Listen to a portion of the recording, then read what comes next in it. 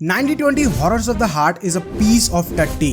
मतलब तुमको क्या लगा, गब्बर खुश होगा, तारीफ करेगा? लौड़ा बच्चा। नहीं, मुझे बस कोई एक चीज बताओ कि इस फ्रेंचाइजी को ऑलमोस्ट कितना टाइम हो चुका है जो स्टिल ये लोग अभी भी वही सेम कहानी रिपीट करते रहते हैं, जिसमें दो प्रेमी अपनी जिंदगी जीने की कोशिश कर रहे होते हैं और तभी ये भनमानुस सी शक्ल का भूत अपने पास की कहानी उठा के इनके मुंह पे फेंक देता है कि चल अब मुझे मुक्ति दिला वरना तेरे अपशब्द कर दूंगा। लेकिन सच बोलूं तो इस फ्रेंचाइजी की सिर्फ दो मूवीज ही मुझे अच्छी लगती हैं, वो भी अगर एक एम्प्टी माइंड से देखो तो। पहली 90-20 और दूसरी 90-20 इविल रिटर्न्स, जिसमें दोनों की कहानी ऑलमोस्ट सिमिलर है। बट दो चीजें जो मुझे अच्छी लगती हैं इन दोनों की वो है 90-20 इविल रिटर्न्स के गाने और 90-20 का हनुमान चालीसा वाला सीन। दैट्स इट, क्योंकि उसके बाद तो इन्होंने सिर्फ हगा है। और अगर मैं इसकी लेटेस्ट वाली 90-20 की बात करूं तो यार कुछ ज्यादा खास नहीं है। बेसिकली जो पिक्चर की मेन कैरेक्टर है वो 21 साल की हो चुकी है और इसके पिताजी की भी उसी दिन मृत्यु हो चुकी है। और वो जाते जाते अपनी बेटी के लिए एक डायरी छोड़ के जाते हैं जिसमें उन्होंने एक्सप्लेन कर रखा होता है कि किस तरह उसकी माँ ने उसके बाप को टॉर्चर करके मार दिया और इसी वजह से अब अपनी बालिका वधू को बदला लेना है। और भाई इतना ही नहीं, इस मूवी में ये अकेले बदला नहीं लेगी, इसके पिताजी भी इस मूवी में एक रूह बन के इसको गाइड करेंगे। और भाई फिर उसको महल बोलो या घर बोलो, मुझे नहीं पता ये कौन सा माल फूक कर स्क्रिप्ट लिखते हैं, बट जब वो उस घर में जाती है तो उन लोगों से बदला लेने से पहले एंट्री होती है अपने चॉकलेट बॉय की, जो कि अपने बालिका वधू का वर है। और ठीक कुछ ही देर में एक ऐसा सीन आता है कि तुम खुद सोच में पड़ जाते हो कि मैं मूवी देखने आऊं या पी हफ्ते हूँ। मतलब बदला कहाँ है तेरा? बट जैसे ही गाना खत्म होता है अपने पिताजी की आत्मा वहां पहुंचती है और बोलती है